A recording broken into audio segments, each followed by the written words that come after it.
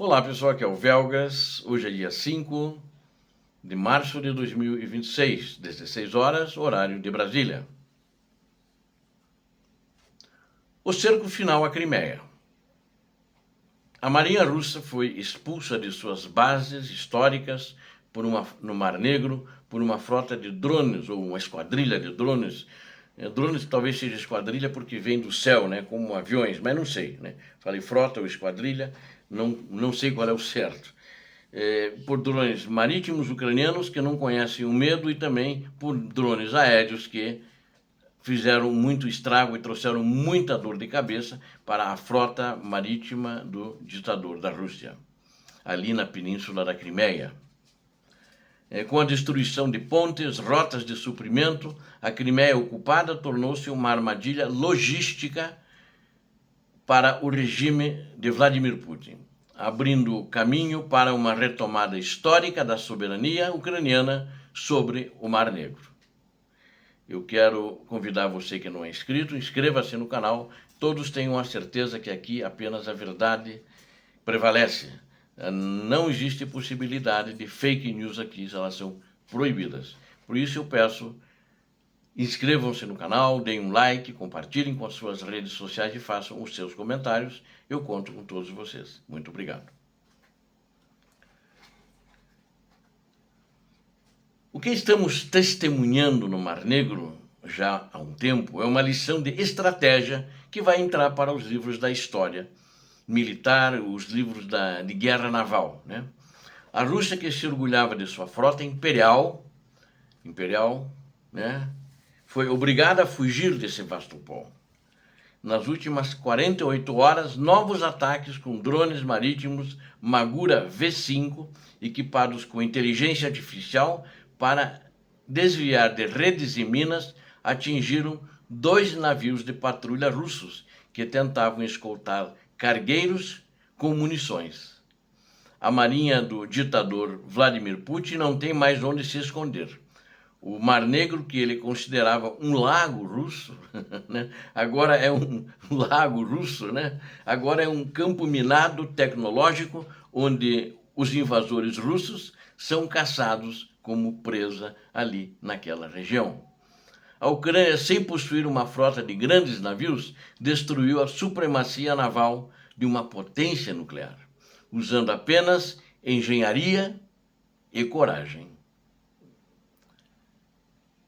A estratégia de cerco à Crimeia entrou em sua fase crítica, porque todos esses bombardeamentos, né, todos esses ataques, que mesmo em pequena quantidade que foram feitos contra a ponte de Kerch, né, que é chamada vulgarmente de Ponte da Crimeia, e outros ataques que ela fez contra as bases militares, depósitos petrolíferos ali na região, eles justamente serviram para, muita gente não notou, mas fazer um cerco à Crimeia, né? Deixá-la frágil, desgastar a sua defesa. E ela agora entrou em sua fase crítica, né? Dados confirmados mostram que a ponte de Kerch, que é o nome da ponte vulgarmente conhecida como Ponte da Crimeia, está operando com menos de 20% de sua capacidade após os últimos ataques de precisão ucranianos. A Ucrânia está usando mísseis Neptune, ou traduzindo Netuno, né? Modificados para atingir os pilares de sustentação e as bases que a Rússia tenta usar como alternativa. Sem a ponte e sem as balsas, a Crimeia torna-se, né, ela não é uma ilha, uma península, né, mas ela torna-se, vamos chamar assim vulgarmente, uma ilha isolada. Os milhares de soldados russos estacionados na península estão começando a perceber que suprimentos, comida, combustível e munição não estão chegando. E parece que não vão chegar pelas ações dos ucranianos, que inclusive bombardeiam esses comboios quando vêm com suprimentos logísticos.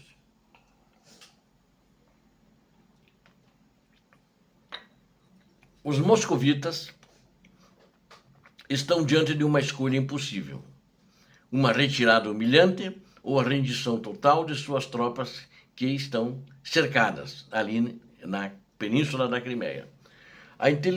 Mas a inovação ucraniana também não para na superfície, né?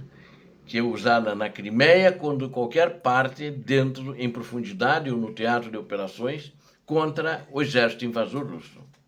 Relatórios recentes apontam para o uso experimental de drones submarinos que navegam abaixo da linha de detecção de sonar da Rússia. Ou seja, o sonar é uma espécie de um radar submarino, que justamente é para detectar drones e a aproximação de submarinos.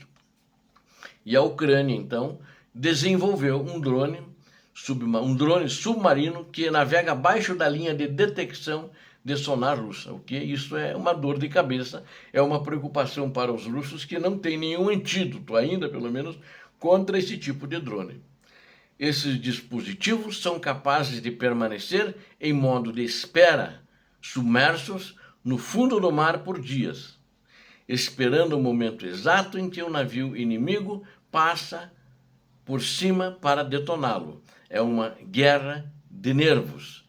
Todo mundo está em pânico, todo mundo desesperado, porque, claro, as pessoas vão para a guerra, seja na Marinha, na Força Aérea ou no Exército, mas ninguém quer morrer.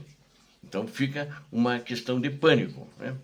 E os marinheiros russos vivem em pânico constante o dia, né? Sabendo que a qualquer momento o oceano pode se abrir sob os seus pés, ou seja, está lá navegando e daqui a pouco um drone atinge, que vem debaixo da água, e aí sob os pés dele o navio, a embarcação se abre e ele afunda e vai para o fundo do mar com tudo. E olha, que a temperatura do mar Negro, principalmente nessa época do ano, é muito baixa.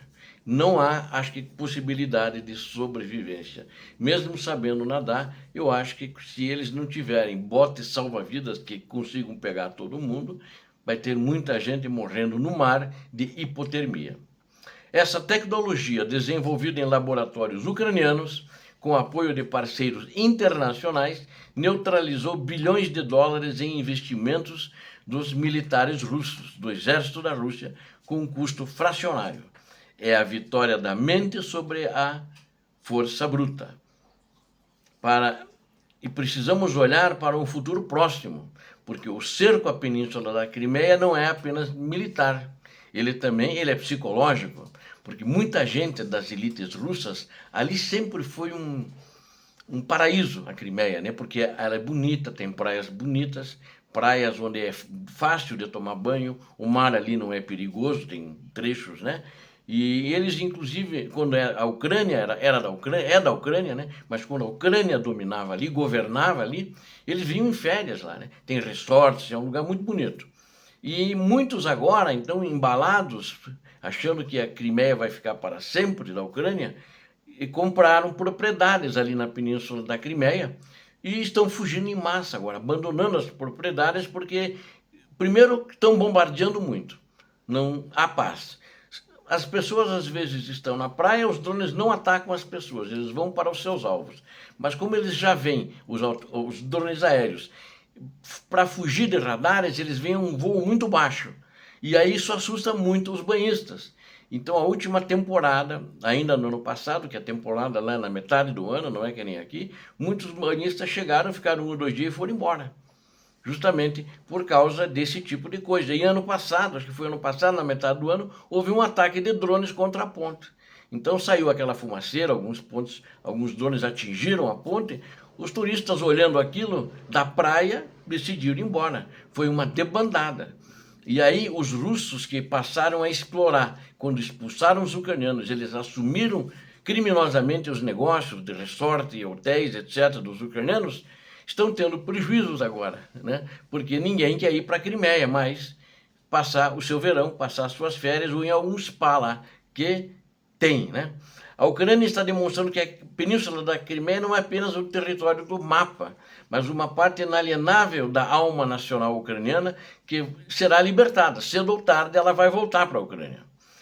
Com a combinação da depressão naval, ataques de atacamos em terra, como nós vimos, né? E os atacamos recentemente atacaram, inclusive, a Península da Crimeia, esses foguetes americanos.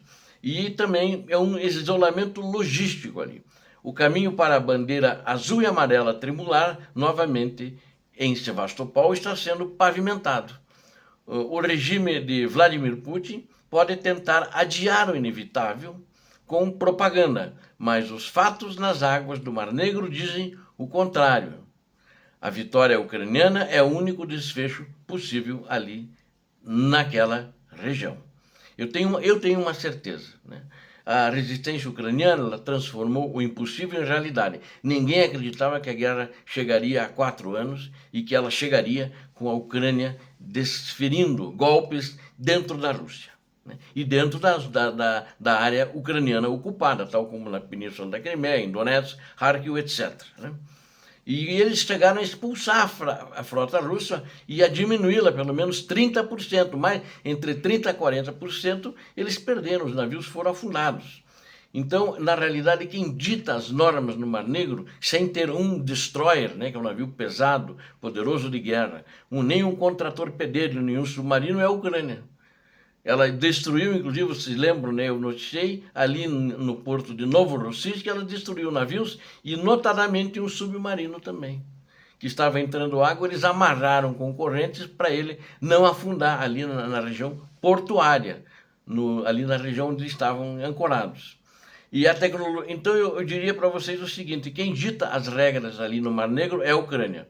A tecnologia da liberdade é a bravura do povo ucraniano. São as forças que estão movendo o mundo rumo à justiça. O russo será derrotado, a Rússia será derrotada, a terra será libertada e a paz voltará a brilhar sobre uma Ucrânia inteira e soberana e democrática, livre, sem pressão, onde cada um pode ter seus direitos de ir e vir, não como na Rússia, e pode ter os seus direitos todos garantidos. Uma nação europeia verdadeira. Obrigado a vocês que assistiram esse vídeo, eu conto com vocês, inscrevam-se no canal, importante, aqui vocês veem a verdade, é o canal da verdade, inscrevam-se no canal do Velgas. Deus abençoe a todos vocês, Deus abençoe a Ucrânia, Deus abençoe o Brasil, paz e bem, paz para toda a humanidade. Obrigado.